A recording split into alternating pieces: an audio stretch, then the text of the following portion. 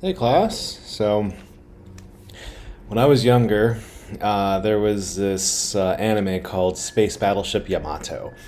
And in that anime, there was this machine that they could basically make anything. And we're getting there. We're actually getting there. And with 3D printers, and if you ever played with 3D printers before, it makes whatever you want out of plastic. Yeah, and you can put it in a 3D shape, and a lot of people have a lot of fun with them. And there's someone at Windward, for instance, likes to make these different masks, and like the masks for Squid Game and that kind of stuff, like the really angular one that the I forget the headman or master of ceremonies or whatever it was. I saw it in English and not Korean, but yeah, so you can make a lot of things that you want out of plastic. And what's the next step? Like, what if we made things out of metal? And so here are some things they're doing that they're making using 3D printers that can make things out of metal. And that would be amazing. And I mean, they're doing it now. And this is what the startups are doing. And there's a great need for it, especially like in the military. I mean, what happens if you have a battleship and it gets there's a big hole blown into it? Well, you can make a part and fill the hole or something. And it talks about later in the article about pins for mine-sweeping tanks. That if they had a printer, they could just print all the metal pins that they wanted to hold the thing together. So there's a couple ways that they do this. One of them is to use powder, and well, I should say back up the way that we make metal now. You can cast it, which means you have a mold and you pour it into the mold, or you can forge it, which is kind of like combination of pressing and moving things like I'm thinking about the old like blacksmiths with their hammers like whacking the piece of metal. And what, among other things, that does is it helps get rid of the porous nature. And much of our 3D metal printing technology now has porous sort of metal, but there are some things here that show that they're actually stronger. So the powder is one. The other one is they use strips of metal, and they can melt them and press them together, kind of like a forge.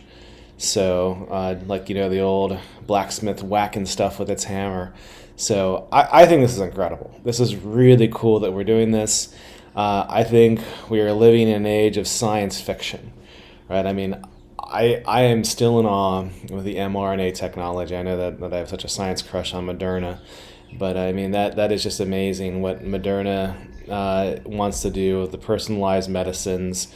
They're looking to take something like a cancer. So if you have bone cancer or something like that, and they want to sequence the tumor and inject you with something that with the mRNA that will attach itself to the cancer, and then your body can go and get rid of the cancer naturally. I mean, can you imagine that? I mean, getting rid of like various cancers that way rather than using chemotherapy or radiotherapy. That's amazing, right? So that's I think that's like that borderline science fiction. Although it's our technology now, we're on the verge of it. It's our emerging technology, and now we have 3D printers that can print metal. I mean, this is another emerging technology that is just out of science fiction, and at least in the 80s it was science fiction, right? So from my days of my youth in the space battleship Yamato.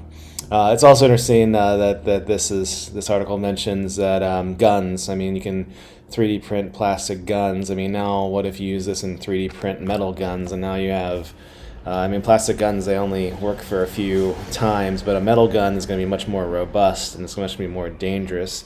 Also, just for the way that guns work, it's the barrel.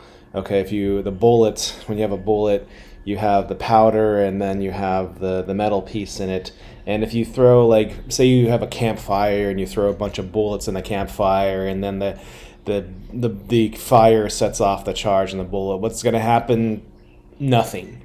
Right, so you need to have the barrel, and then when the bullet explodes in the back, you need to have the long chamber of the barrel to then propel the projectile forward. So that's the main part of the gun, and the chamber, specifically the long tube. That's the one that needs to be metal. So if you have a plastic one, it might work once or a few times, but then it's not going to be very useful after that. But that's kind of scary that if you could start 3D printing your own guns. But it's still a need. I mean, although that has the propensity to be an issue and do some bad things. I mean, the need for something like this is obvious. I mean, can you imagine if you're working on your car, you're like, oh man, I can't find this screw. Do I go to I don't know, Napa Auto Parts and hope they have it or something, or do I look online? What if you just 3D printed it? I mean, that's just your car. I mean, what if you're somewhere, like say you're at I don't know, a Mars station. So you're up in Mars, and I mean, you can't really order something on Amazon. Well, I guess you could on Mars, but it'll take you a while to get something from Amazon. I mean, what do you do if your oxygen regeneration or something, like if your system that generates oxygen, what happens if that goes? So you can 3D print it. What if you're in a nuclear submarine and you're stuck and you need to find something to fix the nuclear reactor? Like, well, you can 3D print it, right? So, of course, these are very like in the military and space exploration. I mean, there's just a lot of money in that. So, I mean, very, very pricey at this point in time. I mean, these systems are going to cost hundreds of thousands of dollars on the low end. So, but I mean, as the technology gets better, it could become more reliable. Maybe, I mean, we don't really use Kinko's anymore. If you remember Kinko's, you used to be able to go there to print stuff out or play on the computers. What if you went to a Kinko's or a similar thing, to 3D print your things? Or maybe you go to Ace Hardware or Home Depot and they have a 3D printer there, and maybe you could, have an AutoCAD document and throw it in the queue and send it there, and then you just, pick it up at your local, I don't know, Home Depot or Lowe's or something like that. That'd be kind of cool, right? I mean, that's kind of where we're going. We could also, can you imagine also the fun startups you could have? I mean, so if you're an inventor, and I mean, the amount of capital that takes to take a prototype into fruition? I mean, it's insane, right? So, but if you have a 3D printer, and if you had, if it cost you an extra $20 plus the cost of materials to do it at Home Depot, that'd be sweet, right?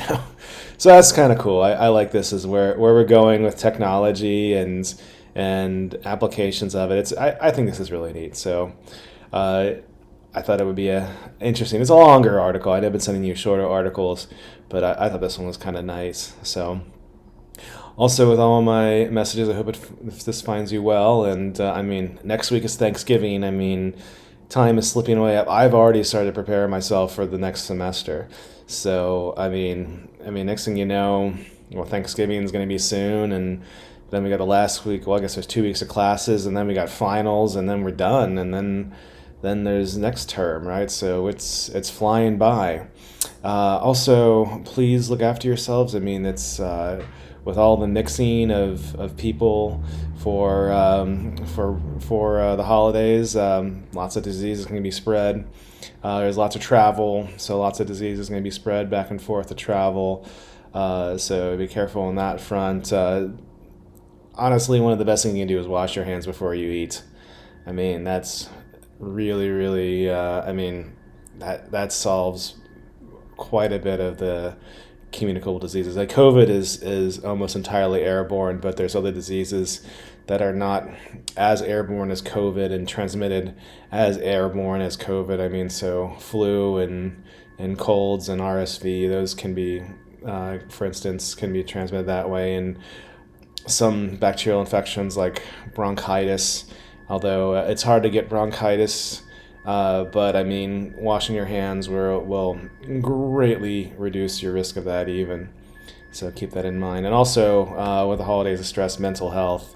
I mean, and I keep on talking about that. It's mental health has been a huge concern for many, many people recently, and And like I said, I always offer myself to help out. If you, I mean, I'm not a counselor, but I can get you in contact with a school counselor or other resources if you're having other issues. So keep me in mind, and and I always hope for the best. So have a nice weekend, and I will see everyone soon. Aloha.